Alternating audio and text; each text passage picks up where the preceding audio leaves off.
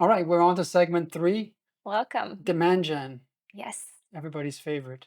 everybody's favorite. I have a bunch of questions again, Hmm. so hopefully it will be a good one. I'm gonna start straight to the point. Obviously, the hottest thing in demand gen right now are podcasts. So I wanted to ask you, why do you like them so much? You've been doing it for over 3 years yourself, and you have over 200 episodes already recorded.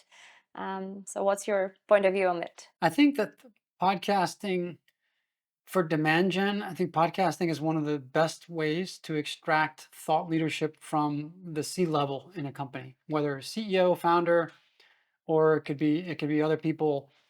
But the rarest commodity right now in content marketing is unique thought leadership and perspective.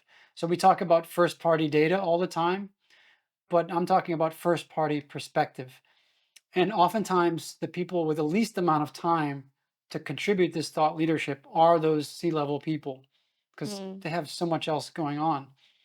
But what a podcast does, I think, pretty efficiently, if it's run the right way, is it allows the people with the most unique ideas and with the best thought leadership to sit down for about an hour a week and have a great conversation and to allow that thought leadership to naturally come out of a conversation like an interview like this. mhm. And then to capture that and then distribute that into all the right places. So I think a podcast enables thought leadership in a much more efficient way than, let's say, asking those same thought leaders to sit down and write content on a Yeah, regular that basis. never worked from personal It's experience. tough. It's tough Yeah. to establish that discipline. Mhm. And I think that naturally, a lot of the leaders in those companies even feel more comfortable speaking their ideas than Mm, sitting down and writing them down. yeah. I know that I do. Okay. Mhm. What should companies keep in mind and consider when launching a podcast? Can you share a bit more about our experience with it and what we've learned throughout the years? Well, the first thing to consider is that it's not as difficult as you probably think. All you really do need now, because the tools have gotten so much better, there are really three key tools that we rely on, I would say. One is the hosting platform. We use Transistor FM. The second is the recording tool, and we're using Squadcast for that. And then the editing and repurposing tool. And this one is a big one, Descript. We love Descript. Yeah. It does some amazing things. But that's really all you need. And in terms of other equipment, I would say maybe the physical equipment, you need a good microphone. But these are also for around $100, you can get a really high quality microphone and Hmm. you're ready to go. So there isn't really a barrier with in terms of equipment or with software to get into podcasting. And once you've got that all set up, you also need to prepare that or to understand that the first few episodes are going to be awkward. And if you're just getting started, most likely if you're the host, it's going to feel very uncomfortable. And you need to go through this uncomfortable phase Yeah. to get to the point where it starts to feel more like a flow. And And also, I that's just guess the time necessary. commitment, because it's not something that you would launch and then stop doing in 2 months. Yeah, that's a good point. Kind of like SEO, you wouldn't start SEO and then judge it as a failure 2 or 3 months later and stop doing it. That's like shooting yourself in the foot. Mm. With SEO, we say you need to be ready to invest for 12 months, usually. With podcasting, also, it's really a wasted effort if you start and do a few episodes and then quit, because those few episodes are really not going to help you. You do really need to go into it with the mindset that we are actually starting our own mini media company here inside of the company. And we're going to have a show, not a podcast, but an actual show. We're going to give it a name and we're going to give it its own branding. And we want to build an audience for this show. And it's going to take a long time. And it could take 6 months or a year. But no matter what, we're going to stay with it because this is an outlet for us to establish our voice Mm. and to build thought leadership. So be ready to treat it as a long term investment. Be ready to be uncomfortable with it at the beginning, and you have to fight through that discomfort. Kind of like going to the gym. If you haven't been to the gym in a long, long time, the It's first pain. first few workouts are really Yeah. rough, and you're going to be really sore, and you're probably going to think this is screw this. Mm, This is not worth it. yeah. And it's a similar thing with podcasting. Can you spill the beans on your tips and tricks on how to prepare for an episode and get past that uncomfortable zone? In terms of preparing for each episode, I do think it's a good idea to meet your guest if you're the host. I think it's a great idea to meet your guest and prep before the actual recording. And I used to do most of the podcasts that we've done historically haven't gone that way. Mm, So I'm meeting the guests right at the beginning. We have a few minutes of meet and greet to warm up to each other a little bit, and then we start recording. What I've learned is having about maybe a 15 to 20-minute prep session before the actual recording it changes the whole nature of the rapport that you're going to have yeah. when you actually sit down and record with that guest. So that's one step of preparation. The other step of preparation would be, I'd say, really check out what they're doing on social media. I go to their LinkedIn profile as I prepare for each interview to see what are the most recent things they've posted on LinkedIn. What are they thinking about right now? What are they struggling with? Because I think that's probably what they're going to be most excited to talk about. Hmm. What's the real time Thing on struggle, their mind. or what is the real time passion of this person?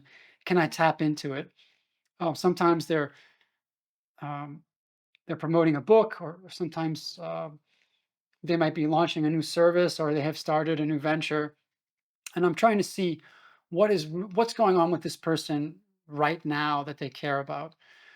Outside of that, looking at the bio is interesting, and scanning through the LinkedIn history to kind of understand the whole career trajectory of the guest.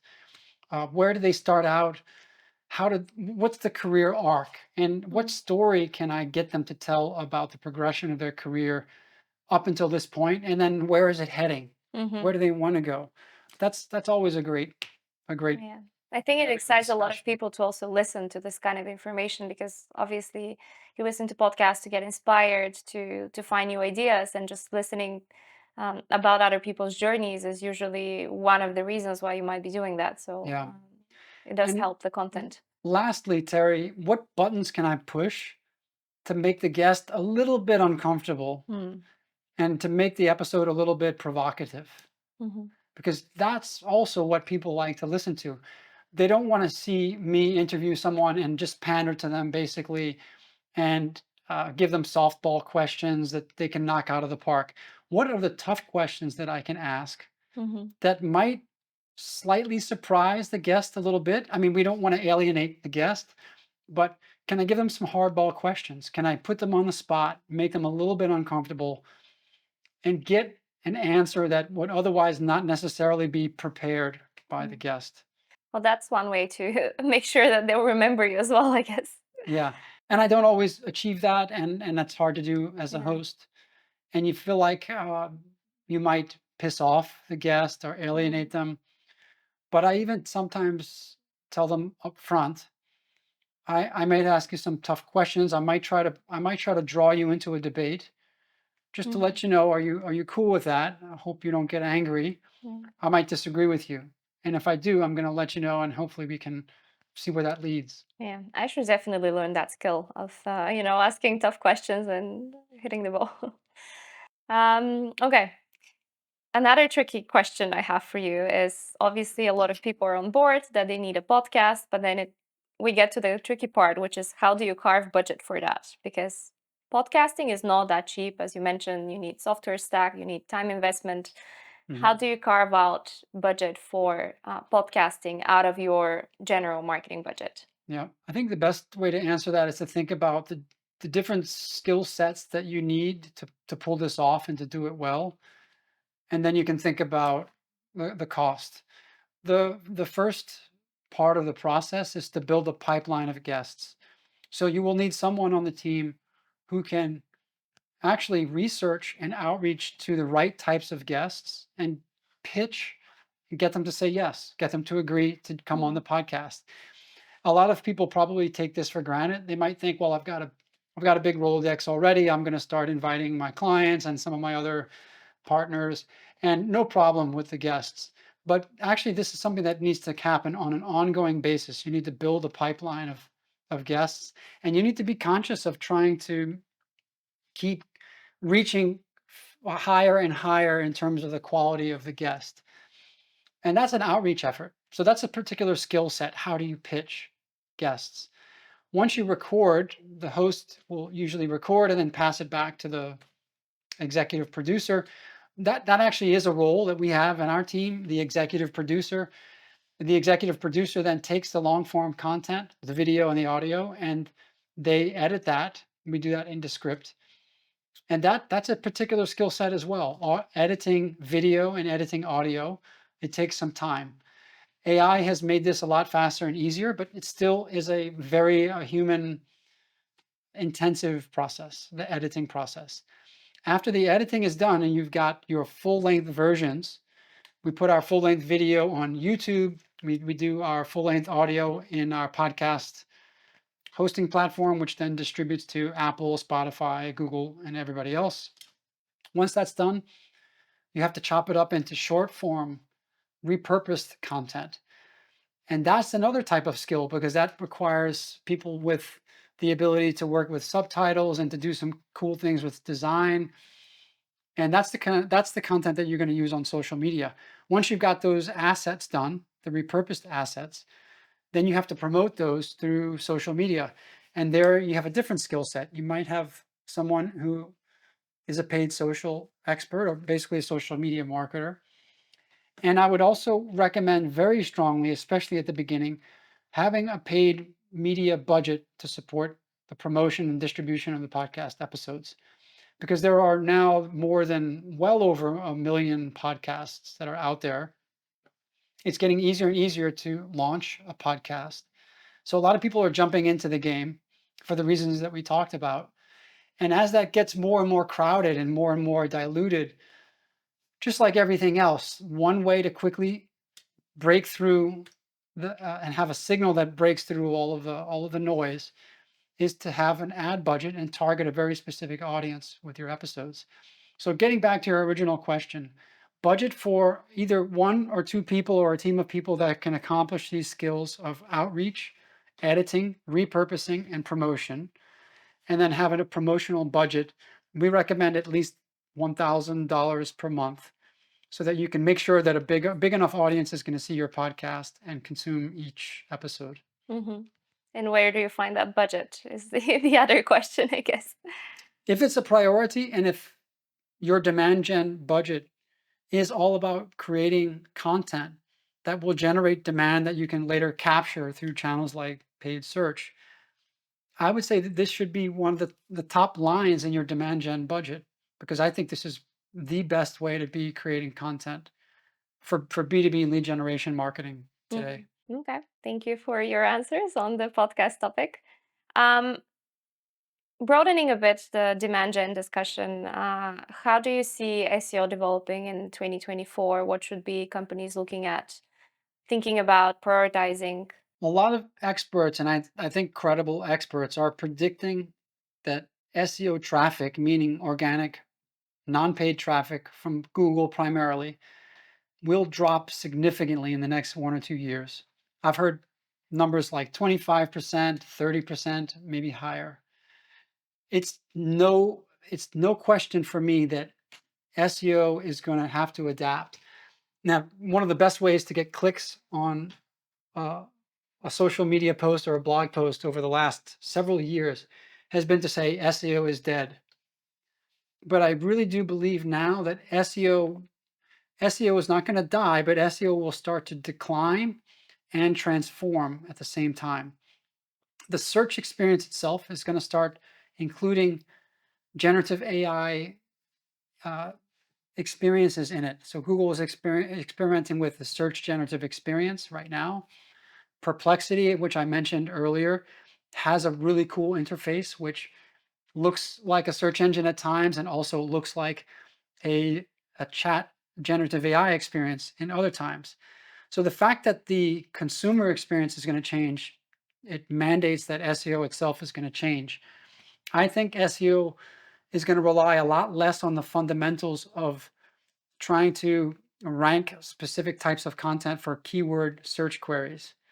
And just like I predicted previously that keywords will matter a lot less in paid search, I think now, considering the future of SEO, keywords, which translate into search queries, will matter less in the process of optimizing for search. Mhm. I think it's going to be more about optimizing for personas' pain points and building content that specifically focuses on solving the pain points of very clearly defined personas.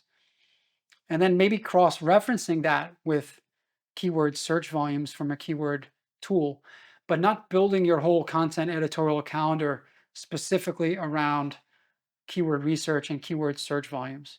So I think when we look at SEO and how SEO is going to change, I think it's going to be a more natural process of getting back to the fundamentals of marketing, which is creating really helpful content that solves problems, regardless of whether or not you can really map the keywords that are present in that piece of content to search demand coming from a keyword research tool. Mhm. So all of that which I've just described is more of the content SEO side of things. There's the technical SEO side of things. Can I go on for another couple of Sure. minutes? Because it is turning into a long answer. Maybe we should like summarize it as this is, as you said, the future of content SEO, and now we can Yeah. cover what So I is the think future of I think technical SEO in 2024. absolutely. So let's pull back a second. SEO really, to me, in my mind, is can be boiled into three buckets or bucketed into three areas. Technical SEO, which is your on-page SEO, which is really now a mobile obsession or kind of an Mm, experience. Content SEO, which is how do you grow from a strong technical base consistently, and then link building, which mm, is often overlooked now. My last long answer was about content, and I think content SEO is going to be the most disrupted by AI, and it's going to undergo the most change. Technical SEO is probably going to undergo the least amount of change because I still think that it will matter to have an amazing mobile experience. So I think technical SEO now really boils down to having an amazing mobile experience for your website. It has to be blazing fast. It has to have a good user experience. Google needs to be able to access all the content very easily, index the content very easily. You have to do a good job of linking up the most important pages in the right kind of a hierarchy or information architecture. All of those fundamentals, which were true 5 or even 10 years ago, especially on desktop, are still relevant today and they'll still be relevant in the next few years. mhm. Unless you believe that the mobile web is going to die. And I don't think that's Which going to is happen. unlikely, No. probably. Yeah. So technical SEO is pretty much, I think, going to be, those fundamentals are going to still be in place. Content SEO, major transformation. Link building, big question there. Yeah. Um, I've always said link building matters most with the most competitive queries, and it matters the least when you're getting into long tail search queries, because with the long tail, pretty much nobody has any links, and Google's going to rely more on the content to Mm, rank those pages. I think link building is probably now getting overlooked a lot in the age of AI, but I still believe that link uh, the links are such a fundamental part of Google's ranking algorithm, and I don't think Google's ready to shake that up too much yet. probably not. They're busy trying to Yeah. catch up with AGI. Yeah. So maybe even the citations that are coming from ChatGPT and Gemini are going to be the new links. These are going to be the new killer Mhm. links. If you get a citation from GPT experience or a generative AI experience, maybe that's the new link building. But link building still matters a whole lot, and it Mm. still will in the future. Long answer, but I think it was a good Yeah. one.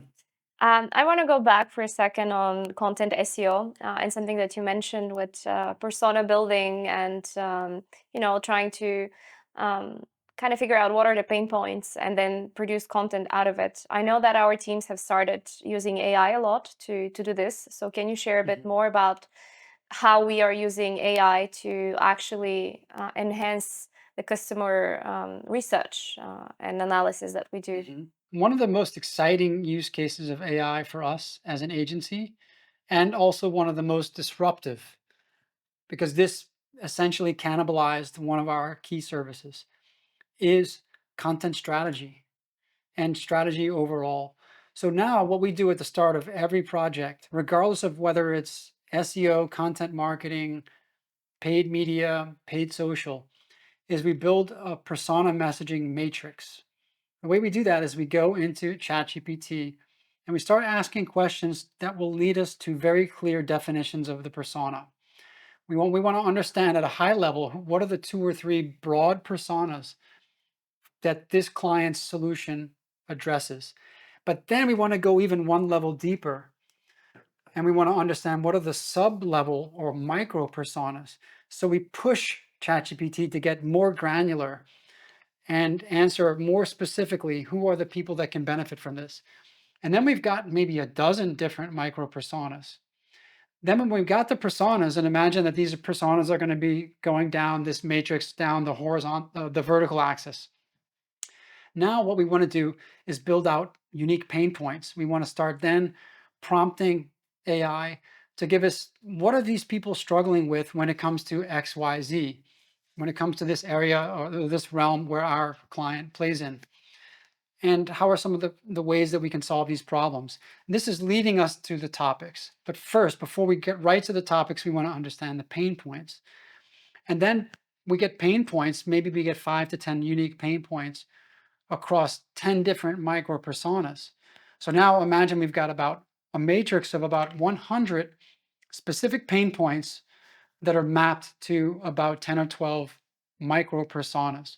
That right there provides the foundation for all of the messaging across paid and organic. That's going to lead us into the content editorial calendar. That's even going to lead us into the campaign structure in Google Ads. From that matrix, we then say, okay, we've got a pain point. Now, how can we write a key message? It could be a blog topic idea. It could be an ad headline. It could be even a landing page header. But how do we create a message that clearly addresses this specific pain point for this micro persona? And that is what we fill in this matrix. Yeah. And that used to be something that took us weeks to do through direct interviews with our clients' customers, through surveys, through deep researching on the web. Now that happens literally in minutes Yeah. with ChatGPT. So we used to have a service which was called Initial Upfront Content Strategy. And we would never start doing content marketing until we had the strategy. And the main output of the strategy was the editorial calendar. Now we can deliver the editorial calendar even in a sales process before the client has even signed up. So we've taken something that used to be post client acquisition and we've moved it up in the whole process to be almost a hook which we can showcase to a client in the sales process. And that allows us to start right away in a new project, right away with creating content or executing even in ads against that messaging matrix, that persona matrix. Yeah. So that to me is probably the number one most exciting use case of AI that we have so far. Yeah. And the beauty of it is that we can always take this information as a starting point, and then if we see that a specific sub persona is, let's say, responding more positively to the messaging, to then deep dive research and do all the qualitative studies that were otherwise done kind of as a guessing game before, Yeah, because you thought that these are your clients, but you're not actually sure, and now you know that because you have a bunch of different personas that you right, can quickly test and then deep dive into specific ones, right. We can show the client that they might have been wrong about their own product market fit which is powerful. because there is a specific persona that they may have overlooked or underestimated. But that when we touch on that pain point, when we map the solution to that persona and their pain points, it hits. Maybe it hits on content, maybe it hits on ad performance, could be in paid social where we get tons of engagement. Mm. So it's eye-opening. And this is also one of the best ways to establish product market fit if you're an earlier stage company and you're not really sure whether you've got it yet, is to do this type of an exercise. Final question on my side related to AI. How do you balance between content quality and quantity? Because obviously now with AI, everyone is trying to ramp up their content production. If they're not Mhm. producing an X amount of articles per month, they're falling behind. So what is the balance between the two? This is one of the key questions that all content marketers are trying to figure out right now. There is a big push towards more content because AI makes it so much faster and easier. But then on Google's algorithm side, there's pushback because Google does not want the web and its own index to get over flooded with slop, basically with AI slop. Mm. Google probably 3 weeks ago announced a big algorithm update, which said we are going to try to detect AI content and push back on it and penalize it, basically. And I do think Google certainly has the tools to detect content that is AI generated. So Google has this formula or this acronym called EEAT, and they have fallen back on this acronym for a few years now, and they reiterated this again 3 weeks ago. The first E stands for experience. The second E stands for expertise. The A is authoritativeness, and the T is trustworthiness. As long as your content, in the eyes of Google, can check those boxes, then you should move as fast as you can and use AI as much as you can, but maintain the quality according to that checklist, EEAT. And the one that we focus most on is the first E, which is experience. And it's why we love combining something like a podcast with content marketing, because a podcast is giving you the unique voice, the thought leadership, the first party perspective that convinces Google that this content has real experience. Because you can use AI to write about something, but AI doesn't have the real experience about it. AI can't tell you a story from the company that, Can't give you the secret sauce behind yeah. whatever success you So have. if you take snippets or quotes from the real experience that might come from podcasts, from those transcripts, and you sprinkle it into the content, which might be largely drafted by AI, then that to me is the winning formula. Mhm. I believe that that's something that we're making a big bet on ourselves, is that is the future of content marketing. You can achieve scale, but on the other side, you need to maintain quality by infusing the EEAT checklist Yeah, into that content. totally agree. Okay. I think with this question, we are wrapping up the demand gen topic. Next time, we'll chat about Mhm. lead gen.